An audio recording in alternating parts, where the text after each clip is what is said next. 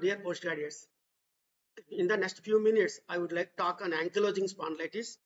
It's a very, very important disease which is seen in young men, age group between maybe 25 to 35 or 40 years. So most productive age group. This is the only disease which is so common in the males as far as your connective tissue disorders are concerned. Remaining almost all diseases are very common in the females. And unfortunately now, before the MRI era, the commonest symptom of ankylosing spondylitis is backache. And when they approach the orthopedic surgeon, and most of these people, they get the x-rays done, and x-rays there is some element of the disc, and definitely laminectomy was posted for most of these young men who were suffering with the ankylosing spondylitis without a proper diagnosis. Even after the laminectomy, these people used to get the low backache, and finally they turn up to be ankylosing spondylitis with your characteristic bamboo spine, etc. In the same way, the young fellows, I have seen few patients who presented with the chest pain. So immediately they rush to the cardiologist, and then they get the 2D echo, and then the TMT, then the positive, and then subjected for the angio, and finally sometimes maybe PTCA also. But all these chest pains is not because of your cardiac chest pains, but because of your rib pains, because of the ankylosing spondylitis. So ankylosing spondylitis is a very important diagnosis. If you diagnose at the right time, and definitely you can save this population from the orthopedics point of view or other point of view, and you can give them a good quality of the life by properly advising your DMRDs, some physiotherapy, or maybe the biologicals. Now the biologicals are available at a very reasonable price. Earlier each injection is about 30,000 rupees, but now it's available for about 7,000 to 8,000 rupees. And a lot of the people, they are getting benefited by prescribing your adalimumab, etc. as a biological therapy in our ankylosing spondylitis. Maybe once in a week or once in 12 days, once in 15 days or maybe once in a month. So you can give a quality of the life these population. So with this background, we'll move on to the topic proper. So this is an advanced ankylosing spondylitis. See the bending forward. We see the kyphosis. So we should not expect, none of our people will reach this stage. So this is the very advanced ankylosing spondylitis. So please keep it in mind, in your mind. So please listen properly and digest this topic. And this is a very, very important practical point we often see in our patients. It's a form of arthritis that is a long lasting and most often affects the spine. It's a chronic arthritis, not an acute arthritis. It's a chronic arthritis. It affects the spine and mostly the men. Joints in the spine and also the sacroilium in the pelvis, causing the eventual fusion of the spine. Complete fusion results in the complete rigidity of the spine, a condition known as the bamboo spine. Ankylosing spondylitis is a systemic rheumatic disease and is one of the seronegative spondyloarthritis. Your rheumatoid factor will be negative, your CRP may be the negative, or your anti-CCP antibodies may be negative, and even your ANAs, double standard DNAs, etc. etc. So ANA profile, that is also the negative. So yearly, the ankylosing spondylitis is mostly a clinical diagnosis.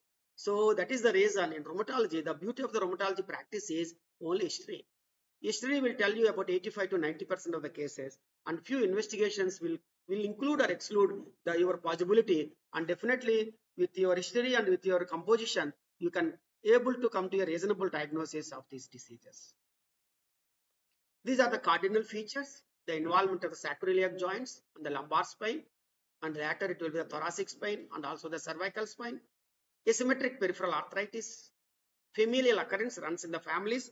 HLA-B27 positivity. Enthesitis or dactylitis, that is your ligaments involvement, your tendons involvement. Extra-articular features, especially the skin is involved here, eye is involved here, gut is involved here. So these are very, very important extra-articular manifestations of your ankylosing spondylitis. Eye, sometimes we get the reference from the ophthalmologist, from the gastroenterologist, and from the dermatologist. Negative autoantibody tests, what are all the investigations you do it, as per the rheumatology is concerned, they are negative. But here, you should advise HLA-B27. Usually, it will be the positive And even the negative also, some people will have it, ankylosing spondylitis. You should not have a 100% HLA-B27 positivity to diagnose a case of the ankylosing spondylitis, like your rheumatoid factor positive and rheumatoid factor negative rheumatoid arthritis. In the same way, HLA-B27 positive ankylosing spondylitis may be HLA-B27 negative ankylosing spondylitis. So there is a clinical overlap of the spondyloarthritis, undifferentiated, a psoriatic arthritis, a reactive arthritis, enteropathic arthritis, a juvenile onset spondyloarthritis. So there is an overlap of these spondyloarthritis is very common. Very few people will present, very 50% of the people will present with ankylosing spondylitis alone. Other people, there will be the combination of these diseases. So there may be the psoriatic arthritis and also ankylosing spondylitis. Maybe a juvenile onset spondyloarthritis plus the ankylosing spondylitis. Maybe the reactive arthritis and the AS and enteropathic arthritis plus AS. In rheumatology, AS means ankylosing spondylitis. In cardiology, AS means aortic stenosis.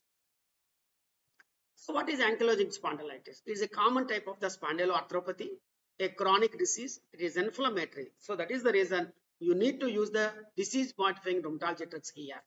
If it is a non-inflammatory like your osteoarthritis, okay, your Nasias therapy or some surgical expansion. But here it's an inflammatory disease. You need to use the disease modifying rheumatology drugs here. That mainly affects the spinal joints, causing the severe chronic pain. Additionally, in more advanced cases, it can cause spine fusion also. It also involves the spine joints, sacroiliac joints, and their adjacent soft tissues such as the tendons and the ligaments. In more advanced cases, this inflammation can lead to the fibrosis and the calcification, resulting in the loss of the flexibility of the fusion of the spine. That's what you seen in the first X-ray, first picture, resembling the bamboo with an immobile position. Prevalence estimates vary between 0.1 to 2% in the different population. Even the 1 to 2% is also very high number in the society. The male to female ratio here is the 5:1. I think it is more than the 5:1. All my ankylosing spondylitis, 90% are the males only. And the peak age of the onset is about 15 to 34 years. That is the most productive years. So the typical patient is very young. Men are affected by a ratio of at least 9:1, 8:1, not 3:1. So the global prevalence is about 0.1 to 1.4%. What causes spondyloarthritis? The exact cause is not known, but a tendency to develop the condition may be genetic. So it runs in the families. HLA-B27, 90% of the population. Tumor necrosis factors, interleukins, etc. So this is the HLA-B27. It's a class 1 surface antigen encoded by the B locus in the major histocompatibility complex on chromosome 6 and presents the microbial antigens to the T cells. HLA-B27 is strongly associated with a certain set of autoimmune diseases referred to as the seronegative spondyloarthritis. This is a tumor necrosis factor. It is a cytokine involved in the systemic inflammation. I have seen in the adipose tissue. So that adipose tissue fat cell that also release your cytokines. One of that cytokine is the TNF. TNF is also able to induce apoptotic cell death, to induce the inflammation, and to inhibit the tumorigenesis and the viral replication. So these are the interleukins. They are the pro-inflammatory cytokines involved in the immune defense against the infection. Interleukin 1 receptor agonist is a molecule that competes for the receptor binding with a 1 alpha and 1 beta, blocking their role in the immune activation.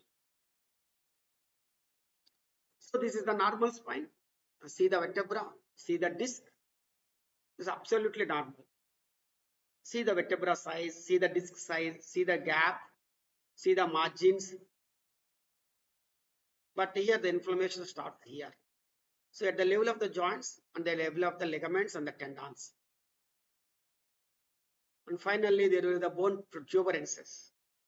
So attaches, each bone attaches to the next bone. See the fused disc. Now the disc is totally ossified. There is a total fusion of these discs. So finally it looks like that.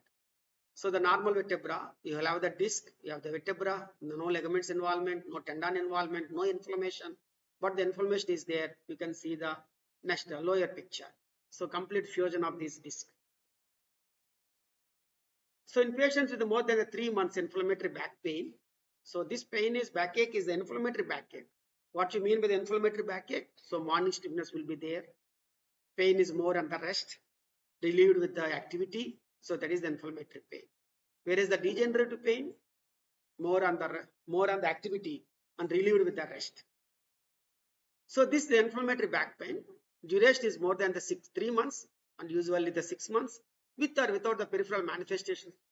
And the age of onset is less than 45 years, mostly 18 to 35 years. Sacroiliitis and imaging and more than one spondyloarthritis features. So usually there will be sacroiliitis and imaging.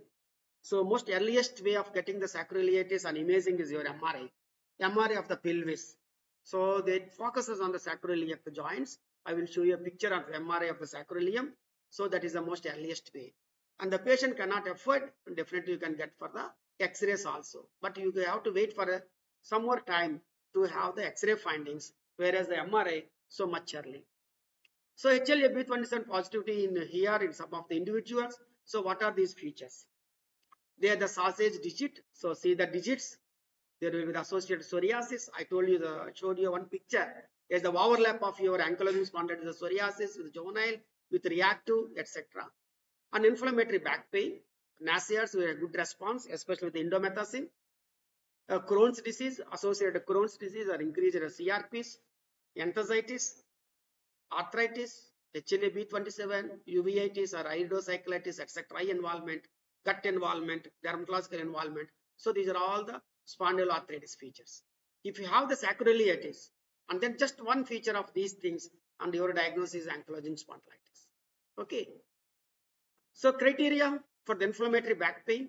So what you mean by the inflammatory back pain? It's insidious onset, pain at night, improving in rising, improvement with exercise, no improvement with the rest. So that's the inflammatory pains.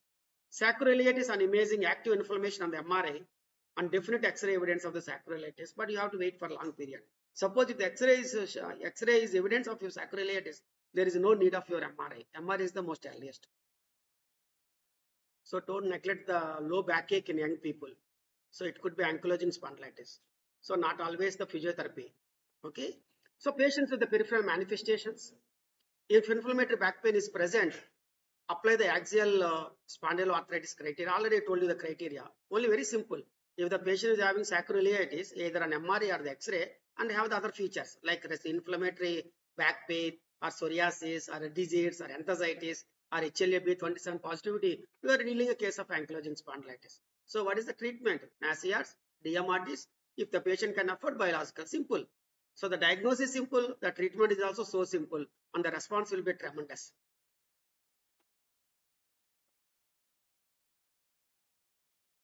Signs and symptoms.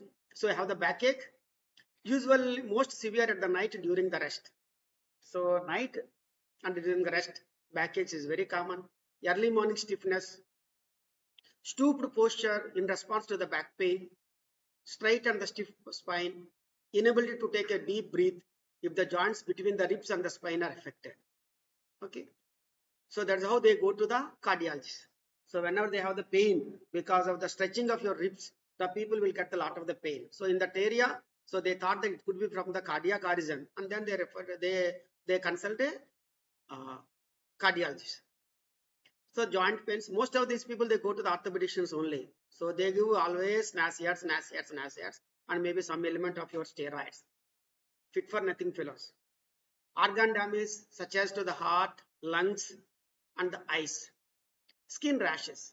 So rashes, skin rashes. So these are also very common. So in all the ankylosing spondylitis, you have to respect the skin and the eyes. These two are very important. So skin rashes, maybe because of your psoriatic patches, maybe because of the other diseases. Later the people will present with the arthritis. So what the diseases you are dealing, either rheumatoid arthritis or ankylosing spondylitis or lupus or systemic sclerosis or mixed connective tissue disorders or dermatomyositis or Sjogren syndrome, these are all very common in the society. You often see day in day out, but you are not diagnosing them. That's all.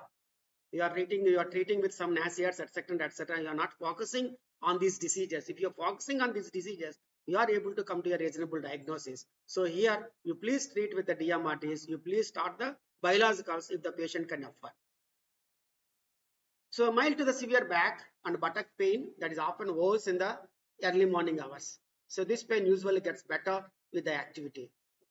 So there is a diagnostic algorithm: low back pain with a prominent morning stiffness or the nocturnal pain and good response to the trial of the NASIARs.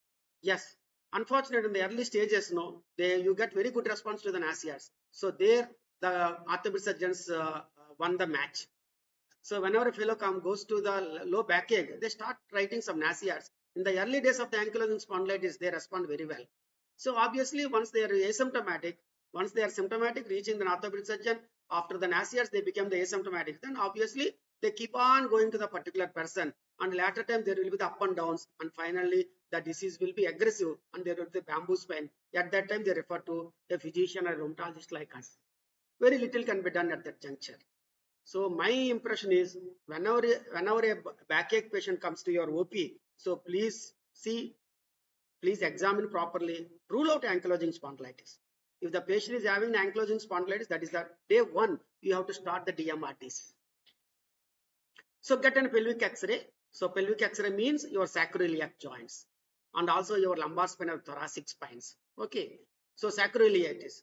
Get the HLA-B27 positivity. So that's all. Your history is important, HLA-B27 and your MRI of the sacroiliac spines when you're sitting in a private practice or in this hospital, you get an X-ray done. That's all.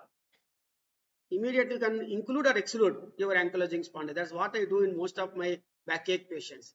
Immediately I get a few investigations like CBP or etc. and then get the HLA-B27 and get an MRI. So by the evening, we will get all the results, whether this fellow is included or excluded. Included, start with DMRDs, etc. and etc. Excluded, you refer to the physiotherapy. Ask them, no, you need not come to me. Just take NASIAD of your choice, as and when required, and go to the physiotherapy for about 10 days or 15 days or 1 month as advised by the physiotherapy. So nothing to do with any allopathic doctor forward. So the management, your protocol is so good that you can tell to the patient that what is the best way of getting the treatment. So the three investigations are very important. Ankylosing spondylitis are your X-rays, your HLA-B27 positivity or negativity, and then other comorbidity conditions like your eye examination or skin examination, etc. So there is a continued inflammation in the ligaments, in the tendons, in the joint capsules, soft tissue surrounding the joint and joints of the spine. So the fused together, that is ankylosing. What you mean by the ankylose? Ankylose means fused together. All the joints, all the vertebrae, they fuse together. That is ankylosing spondylitis. As the joints and the disc spaces are replaced by the bone, leading to less motion in the neck and also the backache. As the spine fuses or stiffens, the neck and the low back lose their normal curve. So there will be the kyphosis, and a fixed bent forward position can result to significant disability, or your bamboo spine or bent forward or kyphosis. So they're all because of your fusing together of your vertebrae. Inflammation of the small joints joining the ribs and the collarbone to the breastbone cause less expansion of the chest wall with the breathing. In 40% of the cases, inflammation of the white of the eye, that is your iridocyclitis, causing the eye pain and the photophobia, and then the redness of the eyes, watering of the eyes, grittiness sensation in the eyes, etc. etc. See, 40% of the cases. So I have to respect the ophthalmology population, especially when you are treating a rheumatology. If you are very much interested in rheumatology, the two specialties are very important for us, are the dermatology and ophthalmology.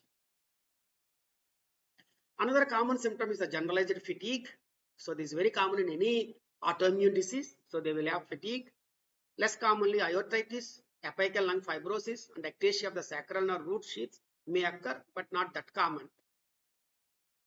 But aortitis is common in the vasculitis. So when I deal with the small vessel vasculitis, medium vessel vasculitis, large vessel vasculitis, I will tell you about your aortitis, Takayasu arthritis, etc. Apical lung fibrosis is also very common, especially our tropical India. Lifting of the nails, that is onychosis, may also occur. If you see the nails of your ankylosing spondylitis population, so some people's the nails will not be there. So the lifting of the nail, that is called onycholysis. So HLA-B27 and X-rays are very important. Scobber's test. It's a useful clinical measure of the flexion of the lumbar spine performed during the examination. So if you flex the lumbar spine, so these people will have a lot of the pain because the pressure will be on the sacroiliac joints. So X-ray demonstrating in the ankylosing spondylitis, see the how fused vertebrae are there. So your disc, you are not able to see in it. It is almost like a bamboo spine. If you see here, and the first one, there is a straightening of the border is there. So ligament calcification is also can be seen here. So the criteria, so these are all the things: low back pain, limitation, decreased chest expansion, bilateral sacroiliitis, and unilateral sacroiliitis. Need not be always the bilateral. In the beginning, it could be a unilateral sacroiliitis, and later it will be the bilateral sacroiliitis. So with an MRI, you don't wait for the bilateral sacroiliitis to become your diagnosis of the ankylosing spondylitis. So very simple: backache, and then limitation of the spine, then the decreased chest expansion, HLA B27 positivity, and unilateral bilateral sacroiliitis on your MRI or X-rays. Definitely you are dealing a case of ankylosing spondylitis. Same thing here. See here the picture, MRI. See here the second picture. See the right side, right sacroiliac joints. So that is your sacroiliitis. See the magnetic MRI showing the unilateral sacroiliitis. So this is the sacroiliac joints. Marker. Okay. So are you identifying it? Right side sacroiliitis, white one, sharp, whereas the left side very normal. So that is the normal sacroiliac joints on the left side, but the right side it is the iliitis, inflamed one. So that is the feature of your ankylosing spondylitis. So there will be the limitation of the right sacroiliac joint. See the normal spine on the ankylosing spondylitis. See the disc inflammation in the joint. There is an inflammation. See the normal spine, the first one on the early side, and then advanced ankylosing, there is the fusion of the joints. So the diagnosis is the same thing. Modified your criteria for the classification. Again, the clinical criteria: low back pain, limitation of chest expansion. The same thing. X-rays, sacroiliitis bilaterally. So definitely you are dealing a case. So clinical and radiological. That is your even in the New York criteria also. So they also suggested only the clinical and radiological. So you have to sometimes know it's very difficult to differentiate ankylosing spondylitis from psoriasis and reactive and enteropathic arthritis. There is no cure for the ankylosing spondylitis, for that matter, for all the chronic diseases. No cure for diabetes, no cure for hypertension, no cure for CKD, no cure for your ischemic heart disease. Only we will intervene to give him a good longevity and good asymptomatic period. So treatments and the medications are available to reduce the symptoms and the pain. So non-pharmacological management, the diet, exercise, herbal medicines, acupuncture, massage, physiotherapy, etc. Your prayers, meditation, hypnosis, nutrition, your folic acid, vitamins, magnesium, calcium, your exercise plays a major role in ankylosing spondylitis. So without an exercise, good exercise program, it's very difficult to control ankylosing spondylitis. More than the diet, I think I give a lot of respect to the exercise. So it's very important: aerobics, swimming, etc. Goals of our management: focus on the relieving the pain with your NSAID therapy, prevent the damage and the disability, avoid your fusion, bony fusions. Patient education is very important because it's not a curable disease, a chronicity. You have to use the DMRDs for a longer period. Physical therapy, that is your physiotherapy for stretching and the range of the motion exercises. Here they help us a lot. We give a lot of respect and thanks to the physiotherapy department as far as the rheumatology is concerned. And occupational therapy, for sometimes treatment should always started early and should be individualized early and aggressive treatment, not with your NSAIDs or the steroids, but DMRTs are very, very important. So the medications, we have the 4 set of the drugs here: the NSAIDs, DMRTs, steroids, and the biologicals. Always steroids as a bridge therapy. Don't use the steroids for a longer period to get all the ill effects of the steroids, but use them as a bridge therapy. Start with the NSAIDs, start with the DMRTs, start with the steroids, and after that, reduce the steroid dose, reduce the NSAID dose, continue the DMRTs. After some time, stop steroids, NSAIDs, SOS, continue the DMRTs. If the patient can afford, you can start with the biologicals also. So the NSAIDs, any NSAID of your choice. Some people are very comfortable with ibuprofen, some are comfortable with indomethacin, some are comfortable with naproxen, some are comfortable with your diclofenac or aceclofenac, etc., celecoxib or etc. So it is all individualized. They reduce the inflammation and consequently the pain. But usually in ankylosing spondylitis, we start with the indomethacin. Aspirin, ibuprofen, naproxen, etc. They are anti-inflammatory, antipyretic, analgesic. These are all the side effects of the NSAIDs. You please concentrate on the side effects.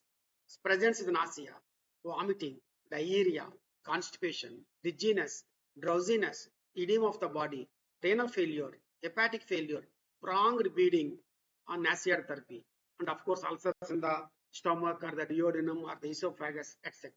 So these are the important side effects of these NSAID therapy. They reduce the pain and swelling by inhibiting the COX. You have the COX-1 and the 2. One is very helpful and COX-2 is damageable. So better to use the COX-2 inhibitors like your celecoxib, but celecoxib is much costly, but the patient can afford. My preferable NSAID is a COX-2 inhibitor like celecoxib. They do not alter the course of the disease. So this is very important. Whatever the amount of the NSAIDs used, even you are using the celecoxib, costliest 200 milligrams BD, etc. But they don't alter the course of the disease. They give only a relief, pain relief. A chronic use should be minimized because of its side effects, NSAID-induced side effects, lot of the things, your hepatotoxicity, renotoxicity, etc. And most common side effect in our area is the gastrointestinal tract, especially this is common in the males. So he happens to be a smoker and alcoholic. So obviously NSAID therapy will cause ulcer therapies. Steroids are very important. So again, you see the side effects: increased appetite, weight gain, water retention, salt retention, increased blood pressure, thinning of the skin, depression, mood swings, muscle weakness, osteoporosis is a very important, especially in the postmenopausal women. Delayed wound healing and onset and worsening of the diabetes. Happens to be a obese, a strong family history of the type 2 diabetes, and if you give the steroids for a longer period, so definitely they will present with hyperglycemia. So early onset of the diabetes. So these are all the side effects of the steroids. So think of these side effects. So please use the NSAIDs as the bridge therapy only. Don't use them on daily basis. Now my favorite drugs are the DMRDs. So I start with the sulfasalazine, of course, methotrexate if the patient also having a peripheral features, axial skeleton and peripheral skeleton. So that's how we divide the skeleton in rheumatology. The axial skeleton means your spine. Your peripheral means your hands and your feet, etc. So when the fellow is having the axial rheumatology, ankylosing spondylitis, we prefer the sulfasalazine. When the fellow is also having the peripheral arthritis, we add methotrexate also. So it's a combination of the sulfasalazine and the methotrexate if the provided is both having axial and the peripheral arthritis joints. Steroids as a bridge therapy. Cyclosporin not as the initial agent of the choice, but for some reasons is resistant to the sulfonylureas, sulfasalazine, and methotrexate lung or methotrexate side effects. Then we can go for the cyclosporin, but it is a nephrotoxic drug. And sometimes cyclosporin may induce hypertension. Like your steroids will induce diabetes, cyclosporin can induce hypertension also. Use it to reduce the immune system response through the immunosuppression.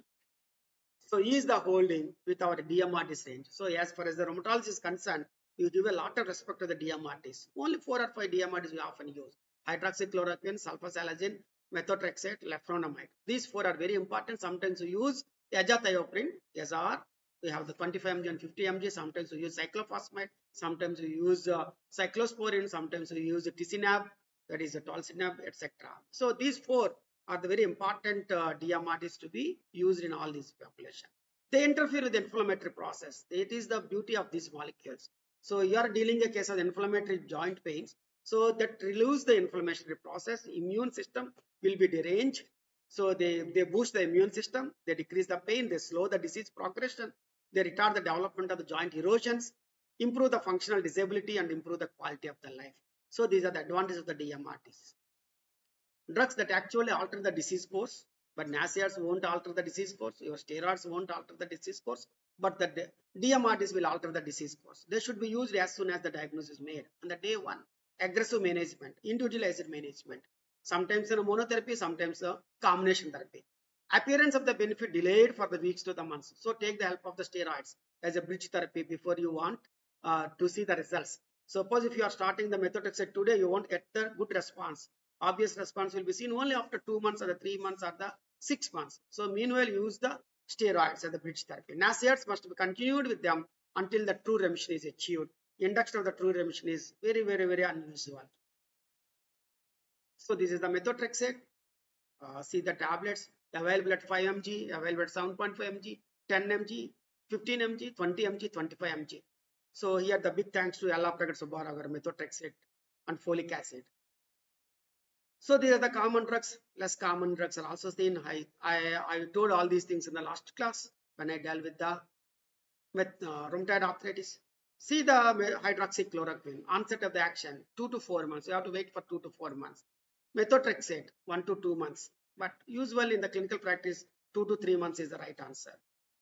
See the side effects of the methotrexate: gastrointestinal upset, hepatotoxicity, bone marrow suppression, and pulmonary fibrosis. Sometimes no methotrexate lung. So the people comes with the breathlessness after the prolonged therapy of the methotrexate. This breathlessness may be because of the interstitial lung disease or maybe because of the methotrexate lung. So then you get the CT chest to rule out whether it is ILD or the methotrexate lung. If it is a methotrexate lung, the answer is stop giving the methotrexate. If it is interstitial lung disease, start giving the intensified insulin therapy like your methylprednisolone, etc., or your cyclosporine or azathioprine, etc. Sulfasalazine 1 to 2 months onset of the action. So start with 500 mg OD and slowly uptitrate 500 mg OD for 3 days or 4 days. Then the 500 mg BD and then the 500 mg TAD, then the 1 gram BD, etc. So maximum dose is 2 grams. Lefronomide, so the loading dose we are not giving right now. We are giving either 10 mg or the 20 mg. If the value is obese, you start with the 20 mg, otherwise 10 milligrams every day. Lefronomide. Yes, sulfasalazine. See the comments. Entry-coated forms available, modest effects compared with the other medications. Hydroxychloroquine, usually used in the mild cases, moderate effect, but relatively low toxicity when compared to your chloroquine. So at least once in a year, you have to screen for the ophthalmological screening for the people who are on hydroxychloroquine. So the limitation, the onset of the action takes several months. You have to wait for that. The remission induced in the many cases is only partial remission. There may be substantial toxicity which requires careful monitoring. DMRDs have a tendency to lose the effectiveness with the time, slip out. So in the first 6 months, or the first 1 year, 2 months, they get a tremendous response, but later no response at all. That slip out response. The same thing happens in your diabetes and in your hypertension also. The drugs in the initial days works better. Even they cause hypoglycemia also, even with the 2 mg or 1 mg of your glimepiride. But later, even they take the 4 mg or the 8 mg, so they don't get any hypoglycemia. On the other hand, they get hyperglycemia. So the same thing happens in these diseases also. So we use sometimes azathioprine, the cyclophosphamide also when they are also having the vasculitis. See, these are all the inflammatory diseases, immune diseases. Sometimes they present with the vasculitis. So then definitely the azathioprine and cyclophosphamide has a role. Monitoring these drugs need the frequent monitoring. That is very important, not on a daily basis. Maybe once in 3 months or once in 6 months, you check the blood sugars, you check the CBP to rule out any bone marrow suppression or any pancytopenia, etc., or any anemia, and then you check the liver function test to rule out any hepatotoxicity. In the same way, to get the renal function test to rule out any renal toxicity. So these are very important. So once in 3 months, I write CBP, I write SGPT, SGOT, and write the creatinine levels. So they cost maybe about 600 rupees, 700 rupees, but worth getting it. Otherwise, no. The people we are taking on the methotrexate, etc., finally they land up with the bone marrow suppression, and very little can be done at that juncture. And sometimes we lose the patient because of the sepsis. So once the patient is present with the myelosuppression, so obviously we invite a lot of bacteria, gram-negative bacteria. So they present with fever, and then they will be admitted in the ICUs. And then after the ICUs, etc., slowly, so they may succumb to your sepsis also. So that's very important. Monitoring is very important. So blood, liver, lung, and kidney are the frequent sites of the adverse effects. Most patients need to be screened at least 3 to 6 times a year. Not 3 to 6 times a year, at least maybe 1 to 2 times a day, maybe 1 year. So I get once in 3 months or once in 6 months. Some of my patients know they have been taking the methotrexate for the last 5 years or 6 years, once in a week, but nothing happened, fortunately. But on the other hand, so definitely it's a very poisonous drug. So there are all the adverse effects. Last time also I shown you the same picture. See the hematological, liver, lung, renal. So these are the actions of your hydroxychloroquine, acts on the T lymphocytes, leflunomide and the pyridine synthesis, methotrexate dihydrofolate reductase, folate metabolism, sulfasalazine is uncertain and multifactorial. So these are the useful drugs, a tremendous drugs, game changers in the management of the ankylosing spondylitis. So etanercept, infliximab and adalimumab, they are also known as the biologicals, indicated for the treatment of under effective immunosuppressants in the ankylosing spondylitis as in other autoimmune diseases. They have been shown to be the most promising treatment, slowing the progress of ankylosing spondylitis in the majority of the clinical cases. They have also been shown to be highly effective in treating not only the arthritis of the joints but also the spinal arthritis associated with the ankylosing spondylitis. They're beautiful drugs. Etanercept, infliximab, adalimumab, very good, useful drugs. See the contraindications. The 3 investigations are very useful before you start the biologicals. Don't start the biological day 1, even though the patient can afford. Get the Manto test done, get the CT test done, and also quantiferon gold to rule out your latent tuberculosis. Otherwise, once you give these biologicals, the latent tuberculosis will be activated, and then the people will present with active tuberculosis, not only your pulmonary tuberculosis, but extra pulmonary tuberculosis. Sometimes, many organs will be involved. I have seen one patient. So without testing all these things, one doctor they prescribed in Chennai.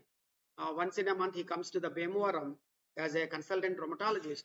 So somehow he started on the biologicals, and later I have seen, happened to be seen that patient with a complication.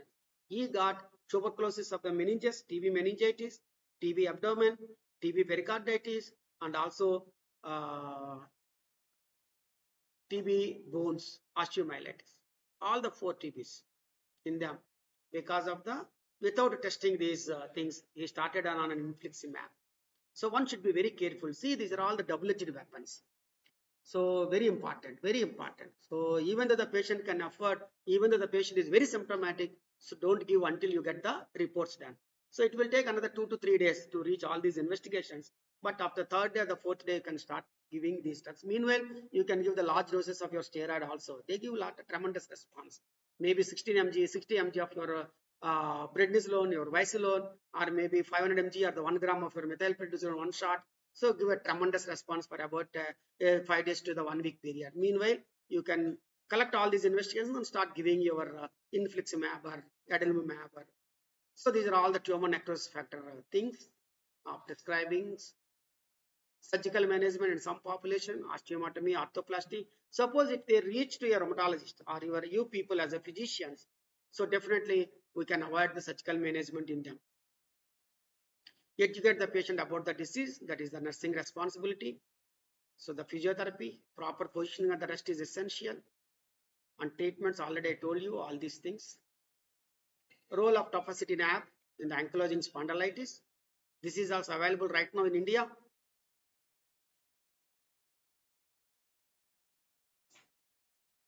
See the marked kyphosis. See the eye, respect the eye.